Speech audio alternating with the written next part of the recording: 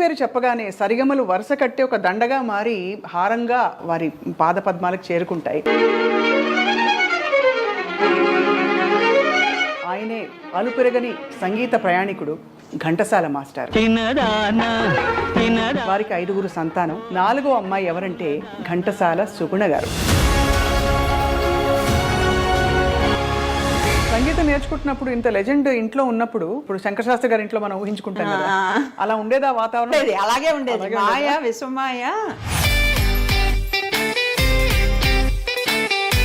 ఆ తర్వాత సురేఖ ఉంది కదా, చిరంజీవి గారి వైఫ్, తను కూడా వచ్చేది వీణ నేర్చుకోవడానికి. ఓహో, వీణ నేర్చుకున్నారా? నాకు వచ్చింది. సుశీలమ్మ ఒక మాట మొన్న ఇటీవల ఇంటర్వ్యూలోనే అన్నారు, ఘంటసాల మాస్టారి గొంతు లడ్డూ లాగా, గాడ్స్ గిఫ్ట్ అంతే, వన్ అండ్ ఓన్లీ. కానీ ఎల్లారేశ్వర్ గారితో పాడిన పాటలు వింటే అసలు ఏ పాట, ఒక పాట ఉదాహరణ ఇస్తారా? ఆకులు పొక్కలు ఇవ్వద్దు, ఆశలు నాలో రేపొద్దు, అందరి వయసుకి అల్లరే నేర్పించేసేవాళ్ళు. చెప్పక్కర్లేదు. ఆంధ్రాకి ఒక అదృష్టం అనమాట. ఏంటంటే అందరిది ఇప్పుడే సెంటినరీస్ అయ్యాయి వరస పెట్టి. రాజేశ్వరరావు గారిది, రామారావు గారిది, నాగేశ్వరరావు గారి, నాన్నగారిది. ఇంత మాధుర్యం నింపుకున్న ఘంటసాల గారు ఏమి ఇష్టపడి తినేవారు భోజనం? ఆయనకి ఫేవరెట్ వంకాయ కూర. వంకాయ కూర, వంకాయ వంటి. నాన్నగారిదంతా ఆదర్శ స్వభావాలు. ఒకసారి మనిషి ఎవరు అని నాకు తెలియదు, కానీ ఆయనకి బయట వేసింట విసిరి. నాన్నగారు చూసి లోపలికి వచ్చి, నాది కూడా అక్కడే వేయి, లేదా ఆయనది లోపలే అని చెప్పారు. ఘంటసాల గారు తెరపై కనిపించిన శేషశైలావాస శ్రీ వెంకటేశ ఆ పాట, పూర్వజన్మలో నేను కూడా ఏదో పుణ్యం చేసుకున్నాను వల్లే అక్కడ పుట్టాను నేను. వెళ్ళగానే అదృష్టం ఏంటంటే క్యూలు, స్పెషల్ దర్శనాలు ఇదేం కాదు. మెయిన్ వాకిల్ దగ్గర కారు ఆగేది. ఆ వెంకటేశ్వర స్వామి ఎదురుకుండా కూర్చున్నాం. ఎక్కడ తేడా వచ్చిందమ్మా ఆరోగ్యం? యాక్చువల్లీ గొంతుకి ఎవరో వచ్చి ఏదో మంది ఇచ్చారండి. అతను ఇచ్చి వెళ్ళాడు, పొద్దునే వచ్చి అప్పుడే ఒక డోసు వేసేసుకుని, అమ్మ వద్దని చెప్తూనే ఉంది. సెకండ్ డోస్ మళ్ళీ మధ్యాహ్నం వేసుకోవాలనేసరికి, వేసుకునేసరికి ఇక్కడ నుంచి అండి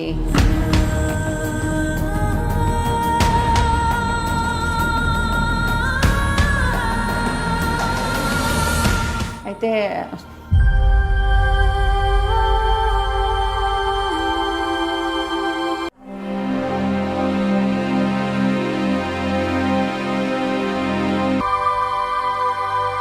వెంటనే మా బాబాయ్ గారికి ఫోన్ చేసి, ఆ మందులు వేసుకోకు, పారేసాయి అని చెప్పేసి. ఈయనకి మాత్రం మొత్తం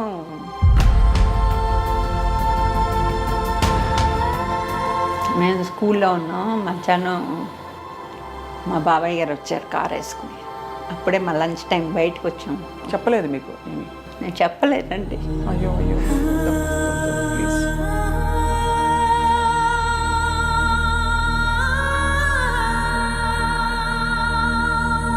డార్క్ డే.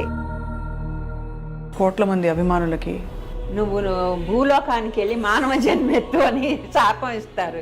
ఏంటి మనందరం కూడా అలా శాపగ్రస్తులు.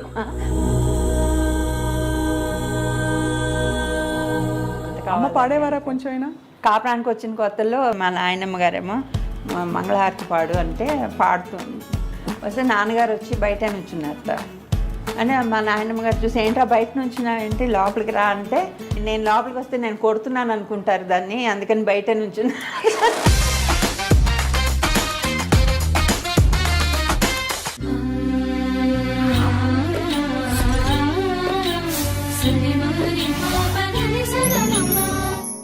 అందరికీ నమస్కారం, ఆత్మీయ స్వాగతం. వారి ఇంటి పేరు చెప్పగానే సరిగమలు వరుస కట్టి ఒక దండగా మారి హారంగా వారి పాదపద్మాలకు చేరుకుంటాయి. ఆయనే అలుపెరగని సంగీత ప్రయాణికుడు.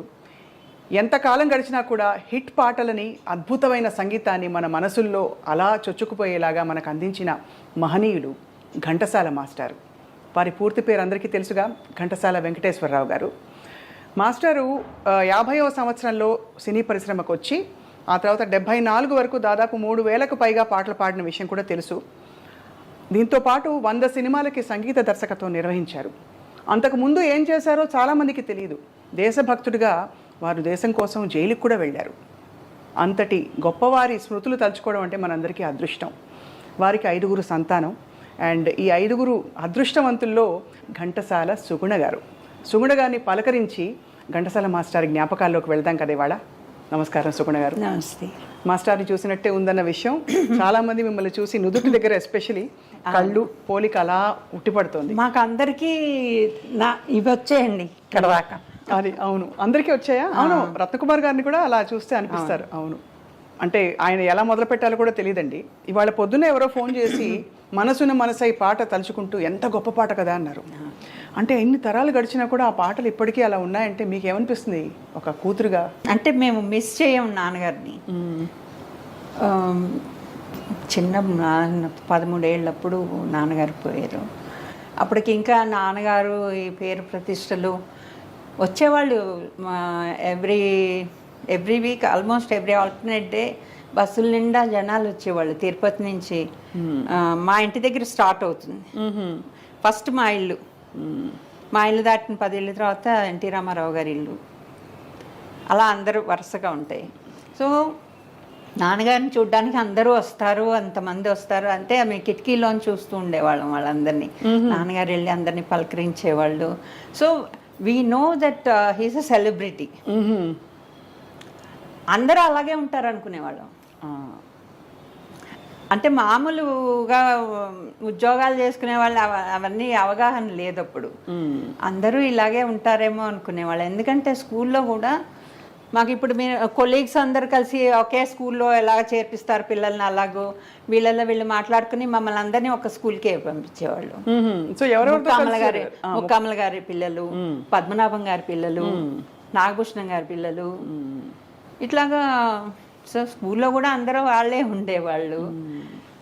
అలాగా గడిచింది అంత. సో సెలబ్రిటీ అని తెలుసు. బట్ పెళ్ళయి నేను అప్పుడే ఫస్ట్ టైం ఇల్లు వదిలి బయటికి రావడం, హైదరాబాద్ వచ్చాను. అందరూ అప్పుడు నాకు ఇంకా ఆయన గొప్పతనం ఇంకా తెలిసిన జనాల్లోకి వచ్చాక. అప్పటిదాకా పంజరంలోనే ఉన్నాను. కాబట్టి బయట అంత గొప్ప సెలబ్రిటీ అని మీకు తెలిసి, అంటే ఆయన వైభవం ఏంటో తెలిసిందా మీకు? ఆయన చూసారా? ఆయన ఎంత టీవీగా ఎంత డిమాండ్ ఉండేది వారి పాటకని చూసారు? అంతా చూశాను. తర్వాత మనకి నాన్నగారు రిహార్సల్స్ అన్నీ ఇంట్లోనే జరిగేవి. నాన్నగారు రిహార్సల్స్ కోసం అని చెప్పేసి ఫస్ట్ వాళ్ళు ఇల్లు కొన్నప్పుడు, అమ్మ వాళ్ళు ఇల్లు కొన్నప్పుడు చూడడానికి వెళ్ళినప్పుడు ఎవరో ఒక బ్రిటిష్ అతని దగ్గర కొన్నారట ఇల్లు. ఫస్ట్ హాల్ చూశారు. నాకు రిహార్సల్స్కి ఇది బాగుంటుంది ఇల్లు కొందాం అని చెప్పారట అమ్మతోటి. సో రిహార్సల్స్ అన్నీ ఇంట్లోనే జరిగేవి. రైటర్స్ వచ్చేవాళ్ళు, కవులు, సుశీల గారు, లీల గారు, జానకి గారు, ఎల్లారీశ్వరి గారు, వీళ్ళందరూ ఇంటికి వచ్చేవాళ్ళు. ఒక పాట ఉందంటే రికార్డింగ్ కనీసం 2 రిహార్సల్స్ అయ్యేవి ఇంట్లో. అంత క్వాలిటీ ఉందంటే అదే కారణం. Practice makes a man perfect కదా.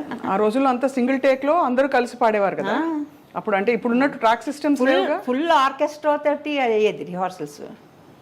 సో మాకు ముందరే ఆ పాటలన్నీ నోటుకు వచ్చేసేవి. మీకే విని విని వచ్చేసేవి.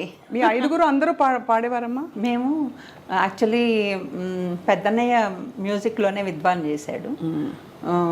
చిన్నన్నయ్య మీకు తెలుసు కదా రత్నకుమార్, తను వయలిన్ నేర్చుకున్నాడు. పెద్దన్నయ్య చాలా బాగా పాడతాడు, చిన్నన్నయ్య కూడా బాగా పాడతాడు. మా అక్కకేమో వీణ నేర్పించారు. నాకేమో సితార్ నేర్చుకోవాలని ఉండేది. నాకు సితార్ కావాలి అని. నాకు సెప్టిక్ టాన్సిల్స్ ఉండేవమ్మా. సో ఎవ్రీ మంత్ ఆల్మోస్ట్ జ్వరం వచ్చేసి ఇలా. సో మా నాన్నగారు దీనికి పాడటం కష్టం, ఓకే ఇన్స్ట్రుమెంట్ నేర్పిద్దాం అని అంటే నాకు సితార్ కావాలని. అప్పుడు ఎవరో కేల్కర్ గారు అని ఒక ఆయన ఉన్నారు, ఆయన చాలా బాగా మంచి గురువు, ఆయన దగ్గర చేర్పిస్తాను అన్నారు. నెలలు గడిచిపోతున్నాయి. ఆయన తర్వాత ఆయన ఎక్కడ టౌన్ అని ఒక ఏరియా ఉంటుంది మెడ్రాస్లో, అక్కడ ఉంటారని తెలిసింది. తర్వాత నాన్నగారు ఎంక్వైరీ చేశారు, ఆయనకు సుస్థిగా ఉందని తెలిసింది. అప్పుడు ఏం చెప్పారంటే, అప్పటిదాకా నువ్వు వీణ నేర్చుకో అక్కతో పాటు, తర్వాత నీకు సితార్ నేర్పిస్తాను అన్నారు. ఇప్పుడు సంగీతరావు గారే మా గురుగారు. ఆయన దగ్గరే నేర్చుకున్నాను. ఆయన దగ్గర నేను, మా అక్క, వాళ్ళ పిల్లలు మేమందరం కలిసి ఒకే ఇంట్లో ఉండేవాళ్ళం కదా. అవును. సో ఆయనే మా గురువు గారు. ఆయన దగ్గర నేర్చుకున్నాను. మా చెల్లెలకి గాత్రం, తను చాలా బాగుంటుంది దాన్ని వాయిస్, గాత్రం. అంటే శాస్త్రీయ సంగీతం పాడేవారా ఎక్కువ, లేక డివోషనల్ సినిమా పాటలు అన్నీ అలవాటు చేసుకుని? కర్ణాటక మ్యూజికే. కానీ మా గురువుగారు ఏం చేసేవాళ్ళు, సంగీతరావు గారు మాకు వీణ మీద శ్రీరాముని చరితమును ఇవన్నీ కూడా క్లాస్ అయిపోయాక, అంటే క్లాసు బేసిక్గా కావాలి కదా, అది నేర్పిస్తూ అదంతా అయిపోయాక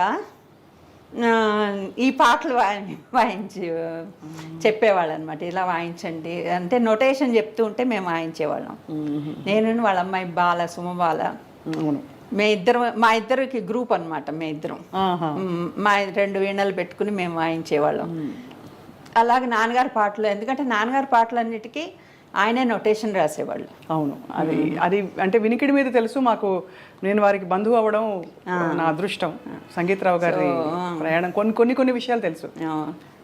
అలాగే కాబట్టి మాకు ఆయన నేర్పిస్తూ ఉండేవాళ్ళు నాన్నగారి పాటలు. కనుపాప కరువైన కన్నులెందుకు, అది వాయించేవాళ్ళు. అది అలా నేర్చుకుని గమకాలతో పాటు వీణ మీద బాగా వాయించవచ్చు కదా. అవునవును, చిన్న చిన్న జిలుగులు బాగా పలుకుతాయి. చాలా బాగుంది.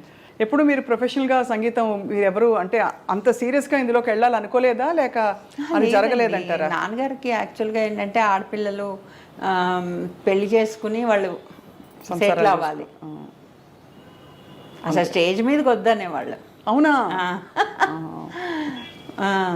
ఒకసారి సత్యం గారింటి నుంచి, అంటే వాళ్ళు వెంపటి సత్యం గారు కూచిపూడి, అవునుగా, వాళ్ళు కూడా మా ఇంటికి దగ్గరే. ఆయన స్టార్ట్ చేసిన కొత్తలో అట వాళ్ళ మిస్సెస్ ఆవిడ ఆంటీ వచ్చి అమ్మని, మీ అమ్మాయిని పంపించమన్నారు అని అంటే నాన్నగారు ఒప్పుకోలేదు, డ్యాన్స్ వద్దు అని చెప్పేశారు. అయ్యో. ఆ తర్వాత మళ్ళీ భలే తమ్ముడు, ఇది ఎన్టీఆర్ గారి సినిమా అనే దాంట్లో డ్యూయల్ రోల్ ఉంటుంది. దాంట్లో చిన్నపిల్లాడు కావాలి, కరెక్ట్గా మాస్టర్ మీ 2వ అమ్మాయి సూట్ అవుతుంది అని అడిగారట. తీసుకురండి స్క్రీన్ టెస్ట్కి. ఇంటికి వచ్చి చెప్తే వాళ్ళిద్దరు బాగా డిస్కషన్ చేసుకున్నారు. అమ్మ నాన్నగారు ఇద్దరు డిస్కస్ చేసుకుని మళ్ళీ మనం వినాం కదా అంత చిన్నప్పుడు.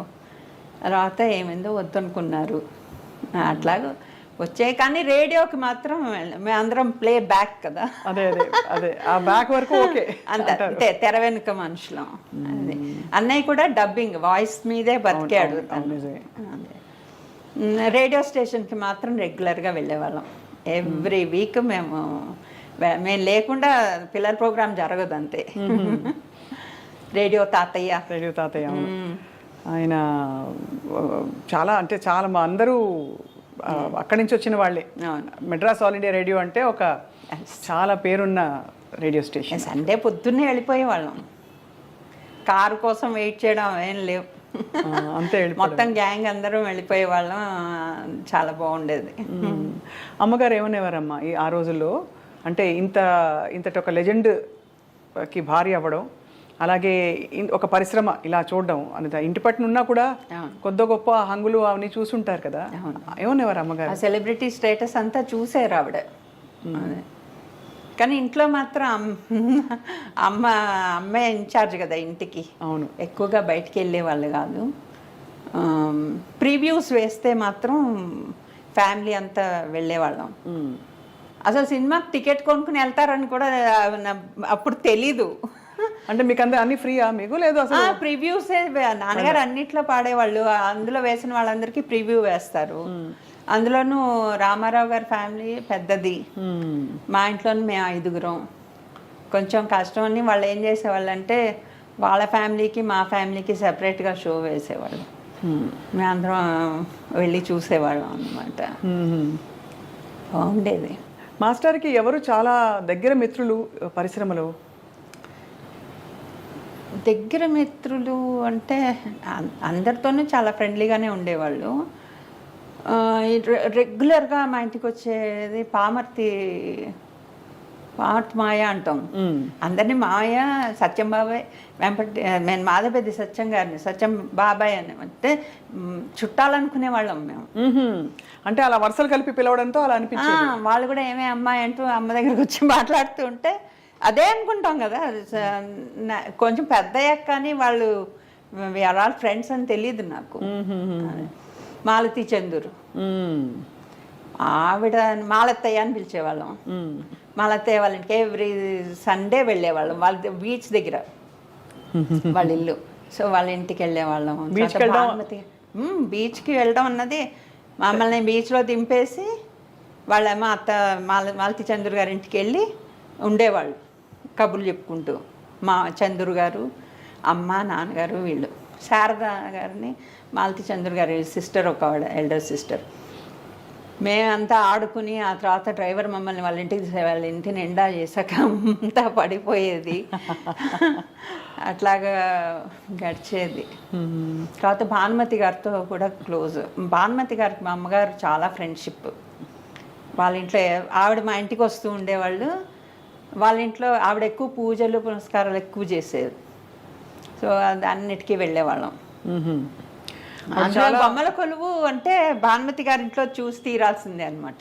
అంత అందంగా పెట్టేవారు, చాలా బాగా పెట్టేవాళ్ళు. అది మొత్తం ఒక హాల్లో సగం పెట్టి, అంటే వాళ్ళ దగ్గర టెక్నీషియన్స్ కూడా ఉంటారు కదా.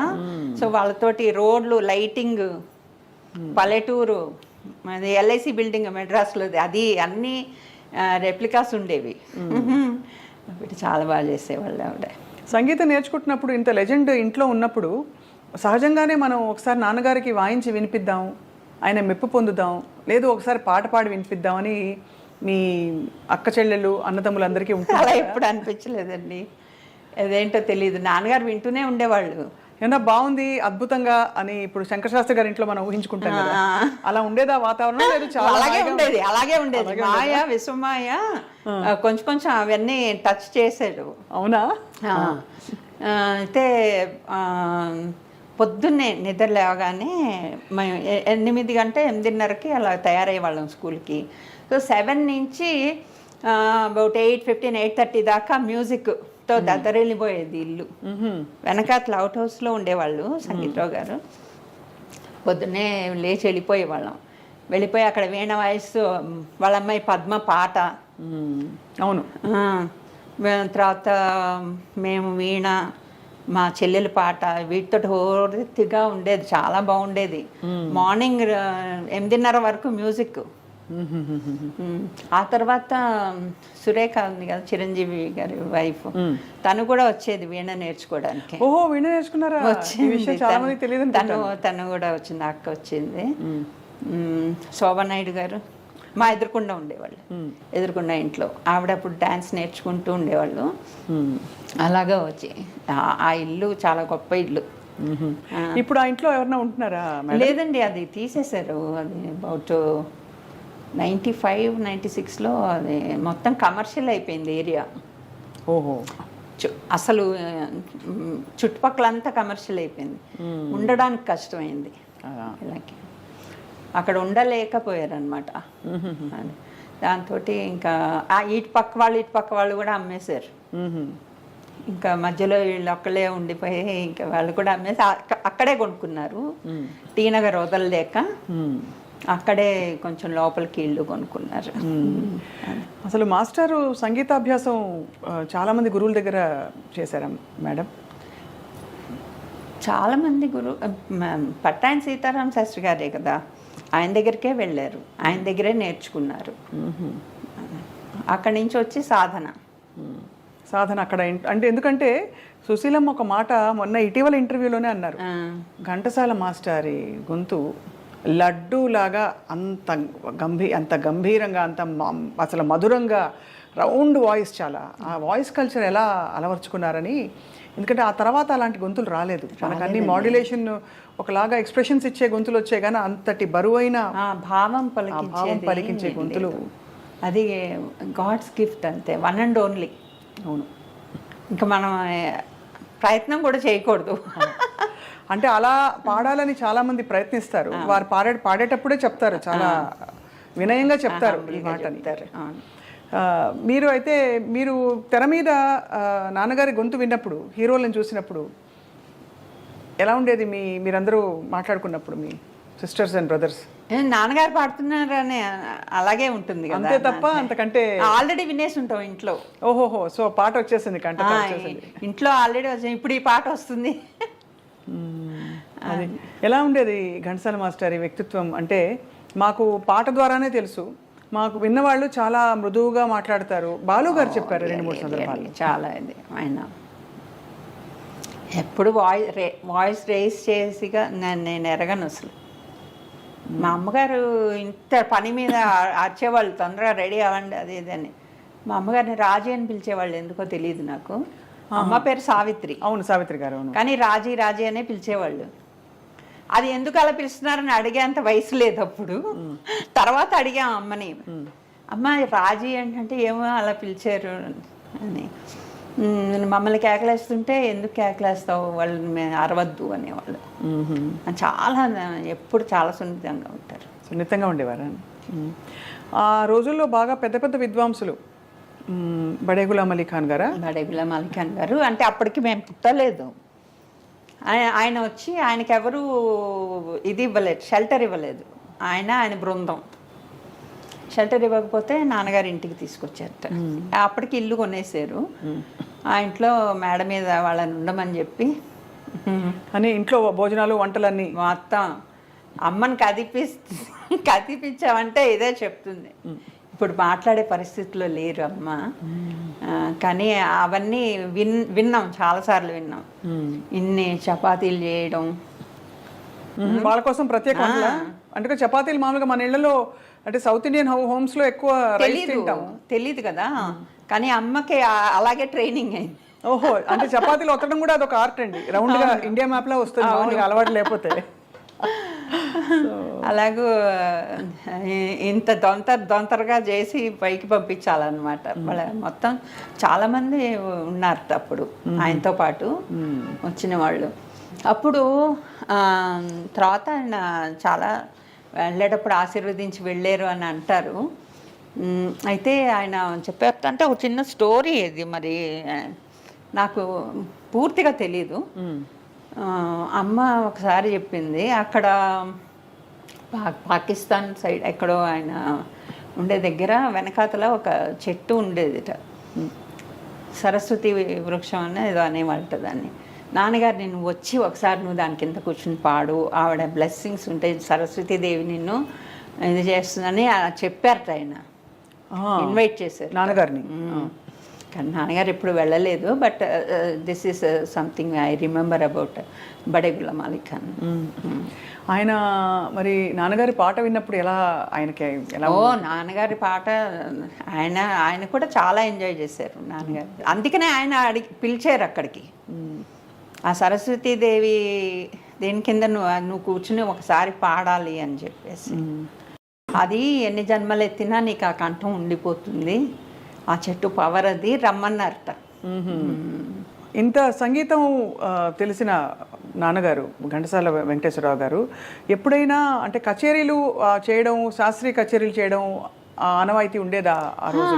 అది ఒకటి అంటే రాగాలాపన, మనోధర్మ సంగీతంతో ఆయనకి కొన్ని పాటలు పాడితే కొంచెం ఫీల్ అయ్యే వాళ్ళు ఇంటికి వచ్చి, ఇలాంటి పాటలు పాడాల్సి వస్తుంది అని. ఓహో, అంటే కొంచెం మాస్ పాటలా, సాహిత్యాలు అవి.